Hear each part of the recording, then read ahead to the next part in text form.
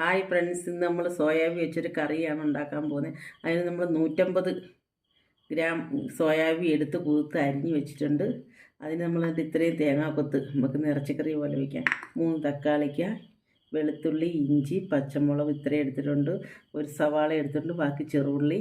പിന്നെ ഇറച്ചിക്കൂട്ട് മസാലയാണ് എടുത്തേക്കുന്നത്. 2 സ്പൂൺ എടുത്തിട്ടുണ്ട്. 1/2 ടീസ്പൂൺ മല്ലിപ്പൊടി എടുത്തിട്ടുണ്ട്. 1/4 ടീസ്പൂൺ മഞ്ഞൾപ്പൊടി, 1/2 ടീസ്പൂൺ മുളക് പൊടി എടുത്തിട്ടുണ്ട്. 1/2 ടീസ്പൂൺ കുരുമുളക് പൊടി എടുത്തിട്ടുണ്ട്. മസാല 1/2 ടീസ്പൂൺ എടുത്തിട്ടുണ്ട്, ഗരം മസാല. നമുക്കിനി ഇതൊന്ന് കട്ട് ചെയ്യാം. വെളുത്തുള്ളി ഇഞ്ചി ഒന്ന് ചതയ്ക്കാം. ഒരു 6 സ്പൂൺ എണ്ണ ഒഴിക്കാൻ പോവാണ്. സോയാബീനാണ് 6 സ്പൂൺ എടുത്തിട്ടുണ്ട്. ഞാൻ അത് ഇടുവാണ്. നിങ്ങൾക്ക് ആവശ്യത്തിന് ഇട്ടാൽ ഞങ്ങൾ കുറച്ചേ ഇട്ടുള്ളൂ, ഒരു 1/4 ടീസ്പൂൺ ഇട്ടുള്ളൂ. ചെറിയ സ്പൂൺ നമ്മൾ കരിവേപ്പില ഇടാൻ പോവുകയാണ്.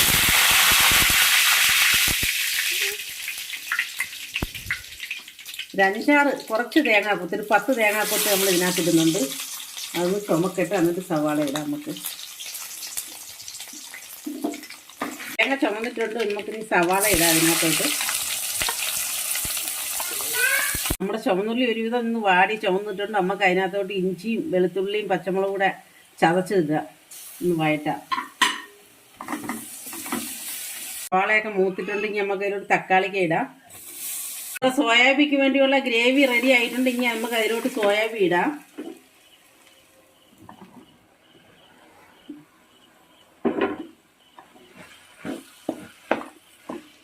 എല്ലാം കൂടെ പിടിക്കട്ട്. അത് കഴിഞ്ഞിട്ട് നമുക്ക് പിന്നെ അരപ്പ് ചേർത്താൽ മതി.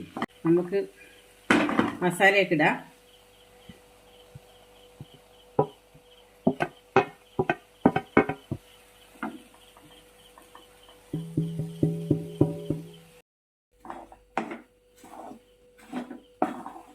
വെള്ളം ഒഴിക്കുക. നമ്മൾ കുഴമ്പ് പോലെ എടുക്കുവാണ്, കറിയാക്കി. ഞാൻ 1 കപ്പ്, കുഞ്ഞ് കപ്പിന് 1 കപ്പ് വെള്ളം ചേർത്തിട്ടുണ്ട്. ഇപ്പം ഞാൻ നേരത്തെ ചേർത്തായിരുന്നു. ഈ പാകത്തിനെല്ലാം വെന്ത് വരട്ടെ. നമുക്ക് നിൽക്കാം, അടച്ചു വയ്ക്കാം. നമുക്ക്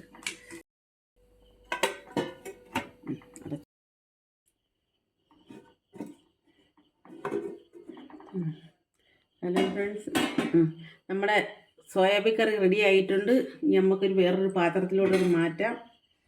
ഹായ് ഫ്രണ്ട്സ്, നമ്മുടെ സോയാബീൻ റെഡി ആയിട്ടുണ്ട്. നല്ല അടിപൊളി ആയിട്ടുണ്ട്. നമ്മളെ ബീഫ് കറി പോലും മാറിപ്പോകും. അതുകൊണ്ട് അതിനേക്കാൾ ടേസ്റ്റിലാണ് വെച്ചേക്കുന്നത്.